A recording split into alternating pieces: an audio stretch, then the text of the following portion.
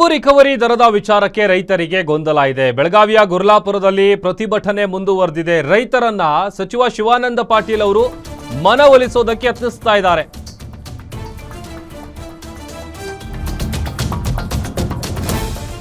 ಸದ್ಯ ಬೆಳಗಾವಿಯ ಗುರ್ಲಾಪುರದಲ್ಲಿ ಪ್ರತಿಭಟನೆ ಮುಂದುವರೆದಿದೆ.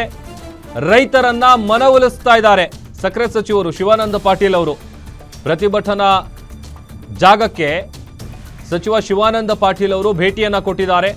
ರೈತರನ್ನ ಮನವೊಲಿಸುವಂತ ಕೆಲಸ ಮಾಡ್ತಾ ಇದ್ದಾರೆ. ಕಬ್ಬು ರಿಕವರಿ ದರದ ವಿಚಾರಕ್ಕೆ ಒಂದಷ್ಟು ಗೊಂದಲ ಇದೆ ರೈತರಿಗೆ. ಆಮೇಲೆ ಇನ್ಫ್ಯಾಕ್ಟ್ ನಿನ್ನೆ ನಡೆದಂತಹ ಮೀಟಿಂಗ್ನಲ್ಲೂ ಕೂಡ ಯಾವುದೇ ರೀತಿಯಾದಂತಹ ಒಂದು ನಿರ್ಧಾರಕ್ಕೆ ಬಂದಿಲ್ಲ. 3,200 ರೂಪಾಯಿ 3,300 ರೂಪಾಯಿವರೆಗೂ ಅವ್ರು ಬರೋದಕ್ಕೆ ರೆಡಿ ಇದ್ದಾರೆ. ಬಟ್ ಆದರೆ ರೈತರಿಗೆ ರಿಕವರಿ ದರದ ವಿಚಾರಕ್ಕೆ ಸಂಬಂಧಪಟ್ಟಂತೆ ಒಂದಷ್ಟು ಗೊಂದಲ ಇದೆ. ಈಗ ಸಕ್ಕರೆ ಸಚಿವರಾದಂಥ ಶಿವಾನಂದ ಪಾಟೀಲ್ ಅವರು ಮಾತನಾಡ್ತಾ ಇದ್ದಾರೆ. ಏನು ಮಾತನಾಡ್ತಾ ಇದ್ದಾರೆ ನೋಡೋಣ. ಆದ್ರೆ ನೀವು ಸಿದ್ಧೆ ಮಾಡಾಕ್ತಾ ಇರಲಿಲ್ಲ. ಒಂದು ವರ್ಷ ನಾ ಮೊದಲನೇ ವರ್ಷ 2.5 ಲಕ್ಷ ರೂಪಾಯಿ ಬಹುಮಾನ ಇಟ್ಟಿ, 2ನೇ ವರ್ಷ 5 ಲಕ್ಷ ರೂಪಾಯಿ ಬಹುಮಾನ ಇಟ್ಟಿನಿ. ಇನ್ನೂ ಒಬ್ರು ಯಾರು ರಿಟರ್ನ್ ಕಂಪ್ಲೇಂಟ್ ಕೊಟ್ಟಿಲ್ಲ. ರೈತರು ಯಾರೋ ಒಬ್ರು ಒಂದು ಹಾವೇರೆ ಕೊಟ್ಟಾರ, ಅದು ಎಂದು ಸತ್ತಿದ ಕಂಪ್ಲೇಂಟ್ ಅದು 4 ವರ್ಷದ ಹಿಂದಿನ ಹಚ್ಕೊಟ್ಟಾರ. ಅದು ನಾ ನಿಮ್ಮಲ್ಲಿ ಧೈರ್ಯ ಮಾಡ್ರಿ. ಇವತ್ತು ಮುಖ್ಯಮಂತ್ರಿನೇ ಬಂದ್ರು ಬಿಡ್ಲಾರ್ದಂತ ಚುನ್ನಪ್ಪಣ್ಣ ಅದು ಒಂದು ಯಾಕೆ ಧೈರ್ಯ ಮಾಡೋಲ್ಲ ಅಂತ ನಾ ಕೇಳಬೇಕಾಗ್ಯದ. ನೀವು ಯಾರು ತುಡುಗು ಮಾಡ್ತಾರೆ ನಾ ಅವರಿಗೆ ತುಡುಗು ಮಾಡಂತ ಹೇಳೋದಿಲ್ಲ. ನ್ಯಾಯಯುತವಾಗಿ ಇನ್ನೂ ಒಂದು 100-200 ಗ್ರಾಮ್ ಕಮ್ಮಿ ಹಚ್ಚಲಿ ನಾ ಬೇಡ ಅನ್ನೋದಿಲ್ಲ. ಒಂದು 2 ಕಿಲೋ ಕಮ್ಮಿ ಹಚ್ಚಲಿ ಬೇಡ ಅನ್ನಂಗಿಲ್ಲ. ಆದ್ರೆ ಟನ್ ಗಟ್ಲೆ ಹೊಡೆದ್ರೆ ಯಾರವ್ರ ಕುತ್ತಿಗೆ ಚೆಂಡ ಹಾಕ್ತಾರ. ಅಂತದ್ ಮಾಡಬಾರ್ದು. ಕಾರ್ಖಾನೆ ಮಾಲಕರು ಮಾಡಬಾರ್ದು.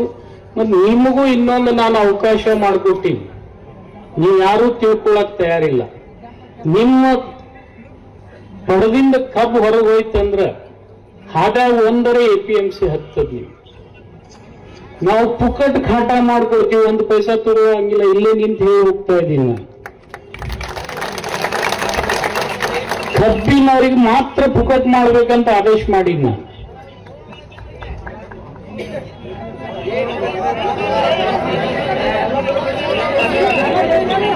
ಏನ್ ಹೇಳ್ತೀರಿ? ಫೋನ್ ಹೋಗ್ತದ. ಮತ್ ನಾ ಬರ್ತೀನಂದ್ರೆ ನನಗೆ ಅಂಜಿಲ್ಲ, ನೀ ಅವ್ರು ಬರೋ ಫೋನಿಗೆ ಅಂಜಲ ಹತ್ತಿ. ಇಲ್ಲ, ನಮ್ಮ APMC ಕಾಟ 176 ಕಾಟ. ಇಲ್ಲೋಡಪ್ಪ, ಸ್ವಲ್ಪ ಕೇಳ್ಕೋಬೇಕು. APMCನೂ ಗೌರ್ಮೆಂಟೇ, APMCನೂ ಗೌರ್ಮೆಂಟ್. APMC ನಡ್ಸೋರೇ ರೈತರು, ನಾನ್ ನಡ್ಸಂಗಿಲ್ಲ. ಹಂಗ ಮಾಡಂಗಿಲ್ಲ, ಹಂಗ ಅನ್ಕೋತ್ ಕೂಡ್ ಹೊಡೆದಿದ್ದು ಇದೇ ನಿಮ್ ತಪ್ಪದ. ಇಲ್ಲೋಡಪ್ಪ, ಸ್ವಲ್ಪ ಬಿಡು, ಆ ಕಡೆ ಮಾತಾಡ್ಬೇಡ. ಈಗ ನನ್ನ ಮನಸ್ಸು ಆ ಕಡೆ ಸಾವಿರ ಮಾತಾಡ್ತಕ್ಕ ಶಾಂತಿ. ನಾನ್ ನಿಮಗೆ ಹೇಳಾಕತ್ತೀನಿ, ಹಾದಿ ಹೇಳಾಕತ್ತೀನಿ. 176 APMC ಇದಾವ. ನೀವು ಹಾದಾಗ ಹೋದಾಗ ಒಂದಾದ್ರೂ 10. ಮತ್ ನಾವು APMC ಇಂದ ಆದೇಶ ಮಾಡಿವಿ. ಅವರೇ ನಮ್ಮ ಚೇನ್ ಕಮಿಟಿನಲ್ಲಿ ಇದ್ದಾರೆ. ಅವ್ರ ಇದ್ರಿಗೆ ಆದೇಶ ಮಾಡಿಸಿದೀವಿ ನಾನು. ಮತ್ ಅವರೇ ಪ್ರಸ್ತಾಪ ಮಾಡಿದ್ರು. ನಾವು ಅವತ್ತೇ ಆದೇಶ ಮಾಡಿಟ್ಟಿವಿ. 176 APMC ಒಳಗೆ ನೀವ್ ಎಲ್ಲಿ ಹೋದಲ್ಲಿ ಕಾಟ ಅವ್ರು ಮಾಡ್ಕೊಡ್ಬೇಕು. 10 ಪೈಸಾ ತಗೋಬಾರ್ದು. 10 ಪೈಸಾ ತಗೊಳ್ಳಾರ್ದೆ ಕಾಟ ಮಾಡ್ಕೊಡ್ತಾರೆ. ಇದು ರಾಜ್ಯಕ್ಕೆ ಮುಟ್ಟಿಸ್ರಿ, ಬರೀ ಜಿಲ್ಲೆಗೆ ಮುಟ್ಟಿಸ್ಬೇಡ್ರಿ. ನೀವು ಇಡೀ ಚಾಮರಾಜನಗರದಿಂದ ಬೀದರ್ ತನ ಯಾವ ನಮ್ಮ APMC ಇದಾವ ಪುಕ್ಕಟ್ಟು ನಿಮಗ್ ಕಾಟ ಮಾಡ್ಕೊಡ್ತಾರ. ಒಂದು ರಿಸಿಟ್ ಮಾಡ್ಕೊಂಡು ಹೋಗಿ ಇಟ್ಕೋರಿ. ಮುಂದೆ ಕಾರ್ಖಾನಿಗೆ ಹೋಗಿ ನೋಡ್ರಿ, ವ್ಯತ್ಯಾಸ ಆಯ್ತಿಲ್ಲ ಅದನ್ನ ಒಳಗ್ ಕಳಿಸ್ಬೇಡ್ರಿ, ಹೊರಗೆ ತಗೊಂಬರಿ. ಬಂದ್ ಕೂಟ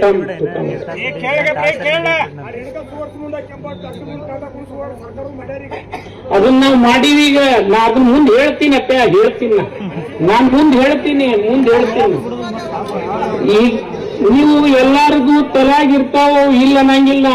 ಅವು ಹೀಗೆ ತೋಡ್ಕೋಬೇಡ್ರಿ. ನಾ ಹೇಳಿದ್ಮೇಲೆ ನೀವು ಬಂದು ಒಬ್ಬೊಬ್ರೆ ತೋಡ್ಕೋರಿ. ನಾ ಕೇಳ್ತೀನಿ. 8 ಮಂದಿ ಕೇಳೋದಂದ್ರೆ ಬಹಳ ಕಷ್ಟ ಆಗ್ತದ ನನಗೆ. ನೀವು ಒಬ್ಬೊಬ್ರು ಆಮೇಲೆ ಬರೀ ನನ್ನ ಕಡೆ ಏನ್ ಸವಲತ್ತದ ಅದು ಹೇಳಕ್ ಬಂದೀನಿ ನಾನು ಅಷ್ಟೇ. ಇಲ್ಲಿ ನಮ್ಮವನು ನಿಂತ ನೋಡಿ ಬಿಜಾಪುರದ, ಇವಂಗೆ ಒಂದ್ ಕಾಟ ಕುಡ್ಸಕ್ ಕೊಟ್ಟಿನಿ. ಇನ್ನೊಬ್ಬನ ಕುಡ್ಸಿಲ್ಲ, ಕುಡ್ಸಲ್ಲ. ಇಲ್ಲೇ ಅದ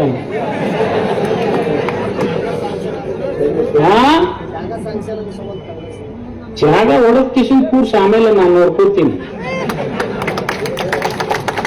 ಅದನ್ನೇನಿಲ್ಲ, ಅದು ಜಾಗ ಸ್ಯಾಂಕ್ಷನ್ ಮಾಡ್ಬೇಕು ಅವ್ನು ಕಾನೂನು ಪ್ರಕಾರ ಹೇಳೋದಾಗೆ. ನಾನು ಅದಕ್ಕೂ ಪತ್ರ ಬರ್ತೀನಿ, ಅವ್ರಿಗೂ ಒಂದು ಕಾಟ ಕೂಡಿಸ್ಕೊಡ್ತೀನಿ ನಾನು, ನೀವು ಕೂರಿಸ್ಕೊಡಿ. ಮತ್ತ ಆ ಕಾಟ ರೈತ ಸಂಘದಿಂದ ಮೇಂಟೈನ್ ಮಾಡ್ರಿ ಅಂತೂ ಕೂಡ ನಾನು ಹೇಳಿದ್ದೀನಿ. ಅದಕ್ಕೆ ಏನ್ ಬೇಕಾದ್ರೆ ತೂಕ ಮಾಡ್ಕೊಂಡು ಉಳಿದಿದ್ ಬೆಳೆಗೆ ಸ್ವಲ್ಪ ರೊಕ್ಕ ತಗೋರಿ. ಇನ್ನೂ ಕಾಟ ಇದ್ದ ಅದು ಮೇಂಟೈನ್ ಆಗ್ಬೇಕಲ್ಲ. ಅದನ್ನ ಯಾರು ನೋಡೋರು ಒಂದು ಇಬ್ರು ಅನ್ನದಾತವ್ರು ಬೇಕಲ್ಲ, ಅದಕ್ಕೂ ಗಿರಿಸ್ ಹಾಕವ ಆಯಿಲ್ ಹಾಕವ್ರು ಬೇಕಲ್ಲ. ಇದನ್ನ ವಿಚಾರ ಮಾಡಿ ನಾನು ಇವತ್ತಿಗೂ ಹೇಳ್ತಾ ಇದ್ದೀನಿ, ಹೆಚ್ಚು ಕಡಿಮೆ 12 ಕಾಟ ನಾನು ಹೊಸ ಕೂಡ್ಸಕತ್ತೀನಿ ಇಡೀ ರಾಜ್ಯ ತುಂಬಾ. ಚಾಮರಾಜನಗರದವ್ರಿರ್ಲಿ, ಬಿಜಾಪುರದವ್ರಿರ್ಲಿ, ಬೆಳಗಾವದವ್ರಿರ್ಲಿ, ಬಾಗಲಕೋಟದವ್ರಿರ್ಲಿ, ಅಟ್ಲೀಸ್ಟ್ ಮೊದಲನೇ ಹಂತದಲ್ಲಿ ಜಿಲ್ಲೆಗೆ ಒಂದೊಂದು ಕೊಡ್ಬೇಕಂತ ಹೇಳಿ ನಾನು ವಿಚಾರ ಮಾಡಿದ್ದೀನಿ. ದಯಮಾಡಿ ನೀವು ಆ ಕಾಟಗಳು ತಗೋರಿ. ಅವು ಇರದೇ ಹೋದ್ರೆ 176 ನಮ್ಮ APMC ಅದಾವು, ಅದರಲ್ಲಿ 140-50 ಜೀವಂತ ಅದಾವ, ಯಾವೂ ಇಲ್ಲ ಅಂತಿಲ್ಲ. ನಾನು ಎಲ್ಲ ಜೀವಂತ ಇರ್ತೀನಿ. ನಾನು ಬಂದ್ಮೇಲೆ ಅಲ್ಲಿ ಕಾಟ ಮಾಡ್ಕೋರಿ. ನಿಮ್ ಕಡೆ ಒಂದು ರಿಸೀಟ್ ಇಟ್ಕೊಡ್ರಿ, ಅಲ್ಲಿ ಹೋಗಿ ಕಿಶಿಂದ ಅವ್ರದ್ದು ಎಷ್ಟು ಬರ್ತದ, ಕಡಿಮೆ ಬರ್ತಂದ್ರೆ ಅವಾಗೆ ಹೊರಗೆ ತಗೊಂಡ್ಬರ್ರಿ, ಟ್ಯಾಕ್ಟರ್ ಒಳಗೆ ಬಿಡ್ಬೇಡ. ಮತ್ ಇನ್ನೂ ಒಂದು ನಾವು ಮಾಡೀವಿ, ಇದನ್ನು ಬಿಟ್ಟು ಎಲ್ಲ ಕಾಟ ಸಕ್ಕರೆ ಕಾರ್ಖಾನೆ ಬೇಲಿಂಗ್ ಬ್ರಿಡ್ಜ್ ಶಾಂತನೂರ್ ಸಾಹೇಬ್ರೆ ಎಲ್ಲ ಈಗ ಡಿಜಿಟಲೈಸೇಷನ್ ಮಾಡಿದ್ವಿ. ಆ ಡಿಜಿಟಲೈಸೇಷನ್ ದಲ್ಲಿ ಕೂಡ ಟ್ಯಾಪಿಂಗ್ ಆಗ್ತಾ ಇದೆ ಅಂತ ಹೇಳಿ ಚುನಾವ್ ಪೂಜಾರಿ ಅವರು ಏನೋ ಹೀಗೆ ಹೇಳ್ತಾ ಇದ್ದಾರೆ. ಅದು ಏನಾದ್ರೂ ಆ ತರ ಆಯ್ತಪ್ಪ ಅಂತಂದ್ರೆ, ಆಗಿದ್ದೇ ಖರೆ ಮಾಡಿದ್ರೆ ಅಂದ್ರೆ ಅದು ಖಂಡಿತ ನನಗ್ ಬರೋದಿಲ್ಲ. ವೇಟ್ ಮಾಡೋದು ಇಲಾಖೆ ಯಾರಿಗದಪ್ಪ ಅಂದ್ರೆ ನಮ್ಮ ಮುನಿಯಪ್ಪ ಸಾಹೇಬ್ರಿಗೆ, ಅದು ಫುಡ್ ಅಂಡ್ ಸಿವಿಲ್ ಸಪ್ಲೈ ಅವ್ರಿಗೆ. ಆದ್ರೆ ರೈತರ ಹಿತದೃಷ್ಟಿಯಿಂದ ನಾನೇ ಪ್ರಯತ್ನ ಮಾಡ್ತಾ ಇದ್ದೀನಿ.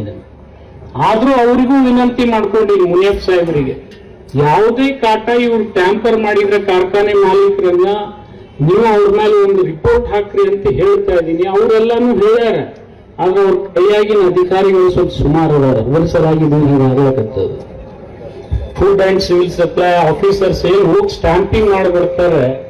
ನನಗೆ ಇವತ್ತು ನಿಮ್ಗೆ ಹೇಳ್ಬೇಕಾದ್ರೆ, ಹೋದ ಸರ್ತಿ ಸೀಸನ್ ಅಲ್ಲಿ ಒಂದೊಂದು ಕಾರ್ಖಾನೆಯನ್ನು 3 ಸರ್ತಿ ಚೆಕ್ ಮಾಡಿಸಿದ್ವಿ, ಎಲ್ಲ ಬರೋಬ್ಬರಿನೇ ಅದಾವ ವರದಿ ಕೊಟ್ಟಾರ. ಅದಕ್ಕೆ ದಯಮಾಡಿ ನಾನು ನಿಮ್ಮಲ್ಲಿ ವಿನಂತಿ ಮಾಡ್ತೀನಿ, ಅಲ್ಲಿ ಹೋಗ್ಬೇಡ್ರಿ. ನಮ್ಮ APMC ಅಥವಾ ನಾವು ಹಾಕಿದ ಕಾಟದಲ್ಲಿ ನೀವೇ ರೈತರ ನಿರ್ವಹಣೆ ಮಾಡ್ತಕ್ಕಂಥ 12 ಕೂಡ ನಿಮ್ ಕೈಲಿ ಕೊಡ್ತೀನಿ ನಾನು. ಯಾವ ಕ್ರಾಸ್ ನಲ್ಲಿ 2-3 ಕಾರ್ಖಾನೆಗೆ ಅನುಕೂಲ ಆಗ್ತಾ ಹಂತದಲ್ಲಿ ಮೊದಲೇ ಹಂತದಲ್ಲಿ ಕೂಡಿಸ್ರಿ. ಮುಂದೆ ನಮ್ಮ ಕಡೆ ಸ್ವಲ್ಪ ಆದಾಯ ಬಂದ್ಮೇಲೆ ಎಲ್ಲ ಕಡೆ ಕೂಡಿಸ್ಕೊಳ್ತೀನಿ ರಾಜ್ಯದಾಗ, ಅದ್ರಾಗೇನು 2 ಮಾತಿಲ್ಲ. ಆದ್ರೆ ಅಲ್ಲಿ ತನ ನೀವು ಈ ವ್ಯವಸ್ಥೆಯನ್ನ ಉಪಯೋಗ ಮಾಡ್ಕೊಡ್ರಿ ಅನ್ನೋದು ನನ್ನ ಉದ್ದೇಶ. ಇದ್ರ ಜೊತೆ ಇವತ್ತು ನಾನು ಬರೀ ರೈತರ ಬಗ್ಗೆ ಮಾತಾಡಿದ್ರೆ ಕಾರ್ಖಾನೆ ಮಾಲಕರು ಸಿಟ್ಟಿಗೆ ಬರ್ತಾರೆ. ನಾನು ಅದಕ್ಕೆ ಅವ್ರ ಬಗ್ಗೆನೂ ಮಾತಾಡಿ ಮೊನ್ನೆ. ಅವ್ರಿಗೂ ಕೆಲವು ಸಮಸ್ಯೆ ಇದಾವೆ. ಈಗ ಅವರು ಉಪ ಉತ್ಪನ್ನಗಳು ಒಳ್ಳೆ ರೇಟಿಗೆ ಮಾರಿದ್ರೆ ಅವ್ರು ನಿಮ್ಗೊಂದು ಸ್ವಲ್ಪ ಹೆಚ್ಚಾಗಿ ಬೆಲೆ ಕೊಡ್ಲಿಕ್ಕೆ ಆಗ್ತದೆ. ಆದ್ರೆ ದುರ್ದೈವಶ ಅವರು ಉಪ ಉತ್ಪನ್ನಗಳು ಯಾವೂ ಕೂಡ ಇವತ್ತು ಕೇಂದ್ರ ಸರ್ಕಾರ ಮಾಡಬೇಕಾಗಿರ್ತಕ್ಕಂಥ ಕೆಲವು ಕೆಲಸಗಳದಾವ. ಇವತ್ತು ಅವರು ನಮ್ಮ ರಾಜ್ಯಕ್ಕೆ ಇಥನಾಲ್ ಬರ್ತೈತಿ, ಇಲ್ಲಿ ಅವರು ಇಥನಾಲ್ ಪಾಲಿಸಿ ಮಾಡಿದ್ರು ಕೇಂದ್ರ ಸರ್ಕಾರದವರು. ಈ ಮೀಡಿಯಾದವರು ಯಾವೂ ಬರೀದಿಲ್ಲ. ನಾ ಬೈದಿದ್ದು ನೀವು ನನಗೆ ಬೈದಿದ್ದು ಎರಡೇ ಬರೀತಾರ ಅವರು. ಇಲ್ಲಾಂದ್ರೆ ನೀವು ಚಪ್ಲಿಲಿ ಹೊಡೆದಿದ್ದು ಅಂತ ಬರೀತಾರೆ.